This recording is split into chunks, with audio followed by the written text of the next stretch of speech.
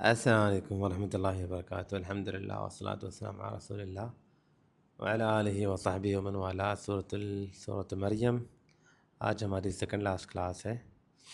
اور آخری جو ہم نے کلاس لی تھی جس میں اللہ تعالیٰ نے ان لوگوں کا رد کیا جو یہ سمجھتے ہیں کہ غیر اللہ ان کی مدد کریں گے یا ان کو عزت بخشیں گے یا ان کی کوئی پریشانی دور کریں گے۔ اللہ نے ان سارے عقائد کا رد کیا، اور اگلی جو آیتیں ہمارے سامنے ہیں ان میں اللہ نے کفر کرنے والے ایک اور جماعت کا ذکر کیا ہے، جہنم میں جانے والی جماعتوں میں سے ایک اور جماعت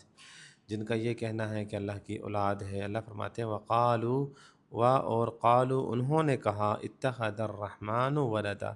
کہ رحمان کی اولاد ہے، رحمان نے اولاد بنا لی ہے اپنے لیے۔ مشرکین مکہ فرشتوں کے بارے میں کہتے تھے کہ یہ اللہ کی بیٹیاں ہیں۔ یہودیوں نے عزیر علیہ السلام کو اللہ کا بیٹا بنایا، وقالت الیہود عزیر ابن اللہ۔ اللہ فرماتے ہیں یہودیوں نے کہا کہ عزیر اللہ کا بیٹا ہے، وقالت النصارى المسیح ابن اللہ، اور عیسائیوں نے کہا کہ عیسیٰ علیہ السلام اللہ کا بیٹا ہے۔ اور پچھلی کلاسوں میں ہم پڑھ چکے ہیں کہ اسی وجہ سے اللہ کے رسول صلی اللہ علیہ وسلم نے پہلے ہی بتا دیا تھا کہ لا تطرونی کما اطرت النصارى ابن مریم، اے لوگوں میرے مقام کو ایسے نہ بڑھاؤ جیسے عیسیٰ ابن مریم کے مقام لوگوں نے بڑھا دیا۔ عیسیٰ ابن مریم اللہ کے ایک بندے تھے، ایک نبی تھے، ایک رسول تھے، لیکن لوگ ان کی تعریف کرتے کرتے کرتے کرتے انہوں نے تین خداؤں میں سے ایک خدا اور بلکہ نعوذ باللہ انہوں نے اللہ ہی کہہ دیا، اور کچھ لوگوں نے ان کو اللہ کا بیٹا قرار دے دیا۔ تو یہ مقام بڑھاتے بڑھاتے اس لیے اسلام نے سختی سے منع کیا کہ کسی کے مقام، آپ نے فرمایا ایاکم الغلو، خبردار غلو سے بچ کے رہو، کیونکہ تم سے پچھلی قومیں تباہ ہوئیں اس غلو کی وجہ سے۔ یہ غلو سبب ہے کہ شرک کا جو ایجاد میں آنا اور شرک کرنا، جو نوح علیہ السلام 950 سال لوگوں کو دعوت دے رہے تھے، اور یہاں تک کہ وہ کہتے ہیں اللہ دن رات چیخ چیخ کے آہستہ آہستہ اکیلے اکیلے ہر طریقے سے ان کو میں نے دعوت دی، لیکن فلم یزدہم دعائی الا فرارا، جب میں نے دعوت دیتا یہ مجھ سے اور بھاگتے، اور مجھ سے اس طرح بھاگتے کہ اپنے کپڑوں کو اپنے کانوں میں ڈال دیتے۔ تو وہ مسئلہ کیا تھا؟ وہ بت تھے، ود ولا سواع، ود اور سواع، یغوث یعوق نصر، یہ بت کون تھے؟ یہ اللہ کے نیک بندے تھے۔ بس یہی بات تھی کہ انہوں نے جو ہے نا، لوگوں نے، وہ نیک بندے تھے، وہ جب فوت ہو گئے تو شیطان نے آ کے ان کو بہکایا، ان کو بتایا کہ یہ لوگ جو ہے نا بزرگ فوت ہو گئے ہیں، تم اگر ان کی تعظیم نہیں کرو گے، ان کے بارے میں نہیں سوچو گے تو تم بھول جاؤ گے، تمہاری اولاد بھول جائے گی۔ پھر انہوں نے ان کی قبریں پکی کیں، انہوں نے ان کی قبروں کے اوپر جو ہے نا وہ وہاں پہ بیٹھنا شروع کیا، مجاور بننے لگ گئے، آہستہ آہستہ ان کے بت بنے، آہستہ آہستہ وہ پھر ان کی اولادیں آئیں، ان کی اولادیں آئیں، پھر ان کے ارد گرد عبادت ہونے لگی، اور یہ سمجھنے لگا کہ جس طرح ہمارے ہاں ہے کہ اللہ ہماری سنتا نہیں ہے، ان کا رد کرتا نہیں ہے، اس لیے ان کے سامنے دعائیں مانگی جا رہی ہیں، ان کے سامنے طواف کیا جا رہا ہے، ان کے اوپر نظر نیاز چادر چڑھایا جا رہا ہے،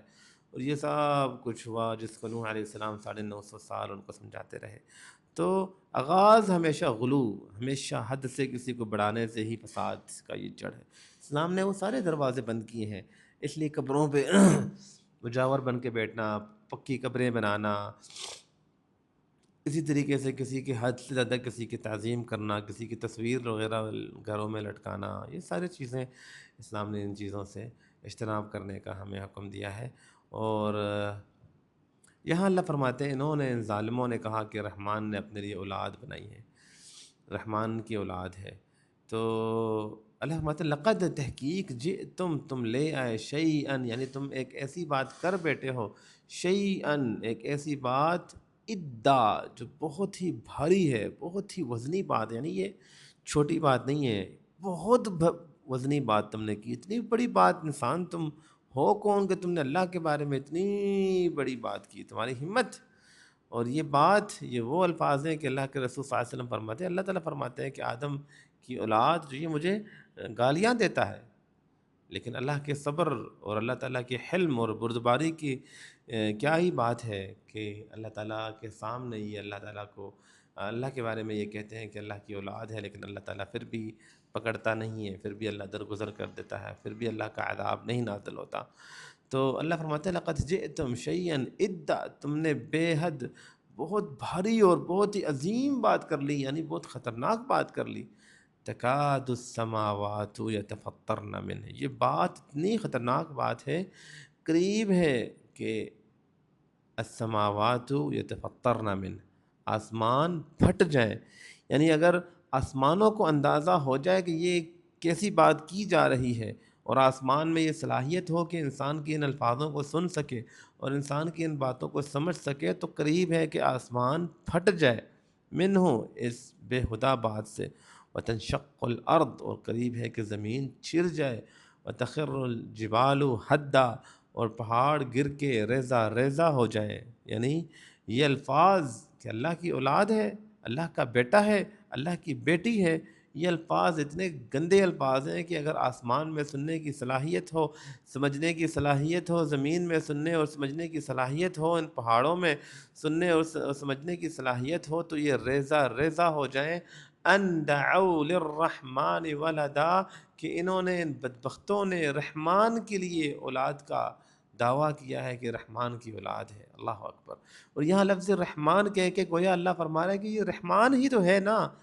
جس کی تم اولاد کا کہہ رہے ہو، لیکن وہ پھر بھی تمہیں عذاب نہیں دے رہا۔ رسول اللہ صلی اللہ علیہ وسلم فرماتے ہیں، ابو موسیٰ اشعری رضی اللہ عنہ فرماتے ہیں کہ اللہ کے رسول نے فرمایا، لیس احد اصبر علی اذى سمعه من اللہ،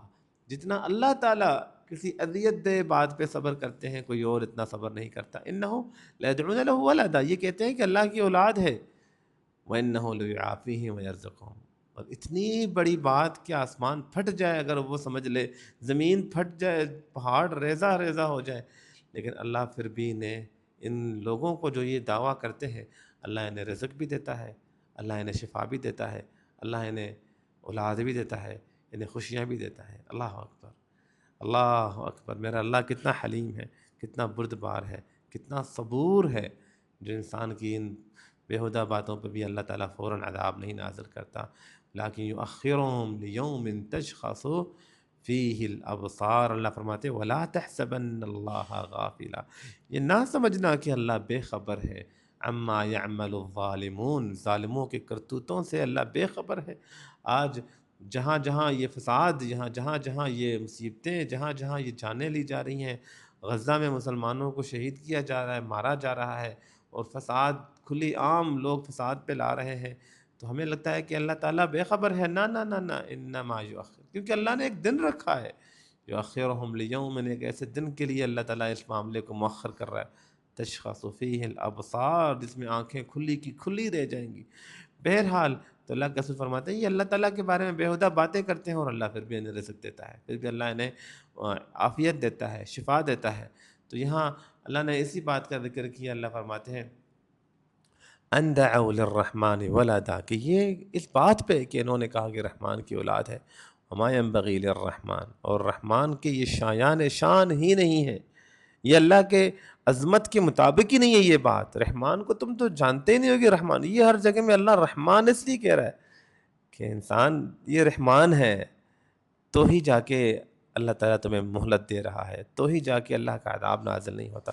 تو ہی ہمیں وقت مل جاتا ہے،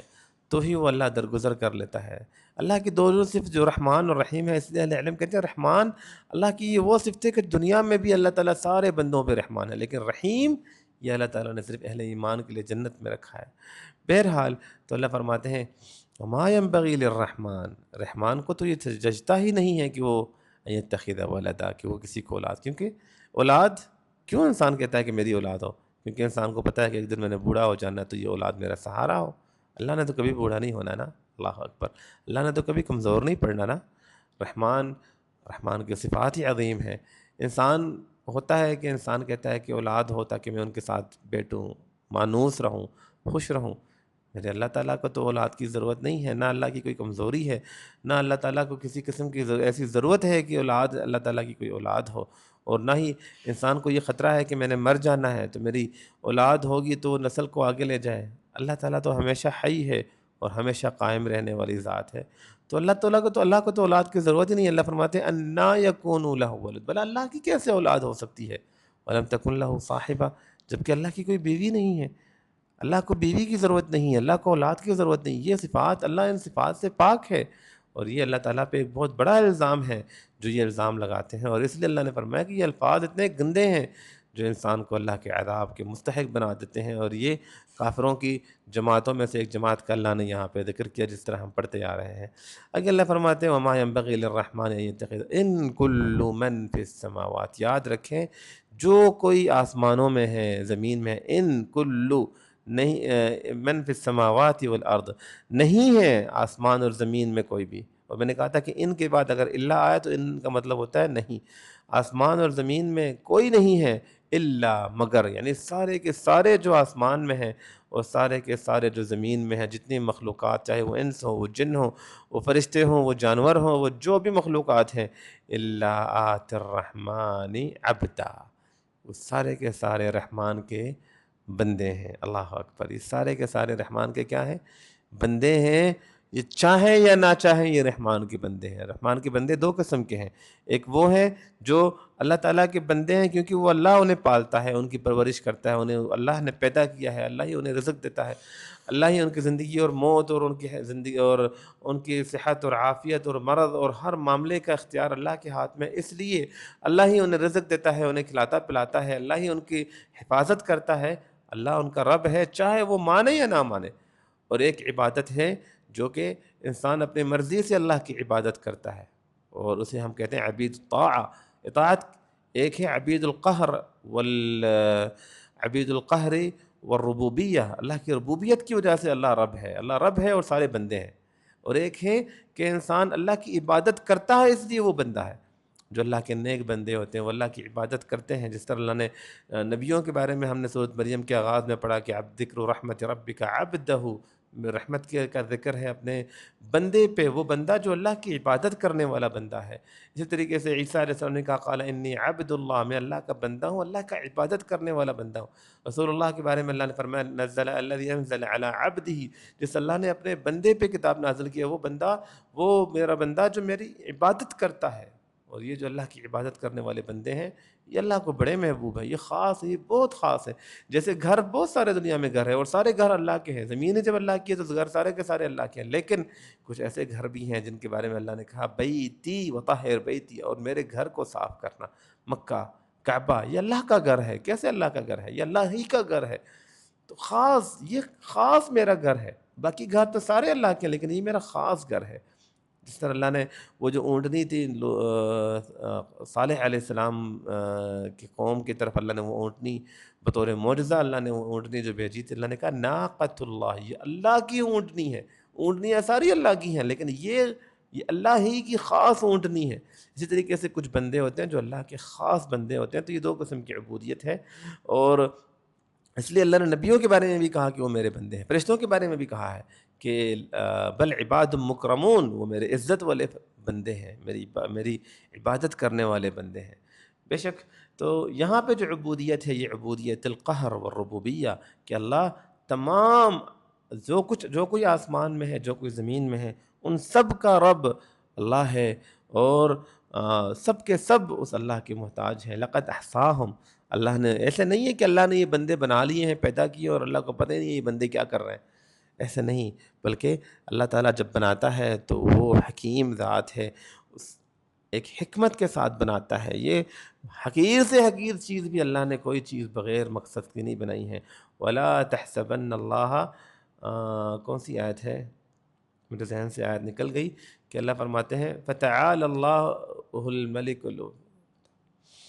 سورۃ ابراہیم کے آخر میں ہے کہ اللہ پاک ہے اس چیز سے کہ وہ کسی چیز کو بغیر مقصد کے بنائے۔ تو بے شک ہر چیز کے پیچھے مقصد ہے، اور ہر چیز کے پیچھے میرے اللہ کی ایک حکمت ہے۔ تو اللہ فرماتے ہیں لقد احصاہم وعدہم عدا، اللہ نے انہیں شمار کر لیا اور انہیں گن کے رکھا ہے۔ انسان تیرے کیلکولیٹرز ختم ہو سکتے ہیں، کیلکولیٹر کی گنتی ختم ہو سکتی ہے، تمہارے کمپیوٹر کی گنتی ختم ہو سکتی ہے، لیکن اللہ کی خلقت، اس لیے اللہ نے فرمایا کہ اگر یہ سارے سمندر کا جو پانی ہے یہ سیاہی بن جائے اور سارے درخت قلم بن جائیں، ما نفدت کلمات اللہ، اللہ کے کلام کو لکھنے، اللہ کی کلمات کو لکھنے لگ جائیں، اللہ کے کلمات نہیں ختم ہونے والے۔ بے شک میرے اللہ کی شان ہی کچھ اور ہے۔ وَكُلُّهُمْ آتِيهِ يَوْمَ الْقِيَامَةِ فَرْدًا، اور ان سارے مخلوقات نے اللہ کے ہاں آنا ہے، سب آئیں گے اللہ کے ہاں قیامت کے دن، فردا، اکیلے اکیلے، سب نے دوبارہ لوٹ کے اللہ کے سامنے کھڑے ہونا ہے، سب نے اللہ کے سامنے اپنا حساب دینا ہے۔ انسان بھی کھڑے ہوں گے، اپنا حساب دیں گے، یہاں تک کہ اللہ کے رسول صلی اللہ علیہ وسلم فرماتے ہیں اللہ تعالیٰ فرشتوں کو بھی موت دینے کے بعد دوبارہ زندہ کرے گا، جنات کو بھی دوبارہ زندہ کیا جائے گا، یہاں تک کہ جانوروں کو بھی زندہ کیا جائے گا۔ اور جس جانور نے اپنی سینگ سے دوسرے جانور کو نقصان پہنچایا تھا، وہ جس کے پاس سینگ نہیں تھی، وہ اپنے اسے سینگ دے کے اللہ تعالیٰ اس سے کہیں گے کہ تو بدلہ لے، اور وہ بدلہ لے گا اور پھر وہ ختم ہو جائیں گے۔ لیکن انسان کو کیونکہ اللہ نے عقل دی ہے تو انسان کا حساب کتاب اتنا آسان نہیں ہوگا، انسان سے بہت سخت پوچھ گچھ ہوگی۔ اللہ ہماری مدد فرمائے، دنیا میں اللہ تعالیٰ اپنے رضا کے مطابق زندگی گزارنے کی توفیق عطا فرمائے، اور آخرت میں اللہ تعالیٰ ہم سے راضی ہو جائے اور ہمارے گناہوں کو معاف فرمائے۔ السلام علیکم ورحمۃ اللہ وبرکاتہ۔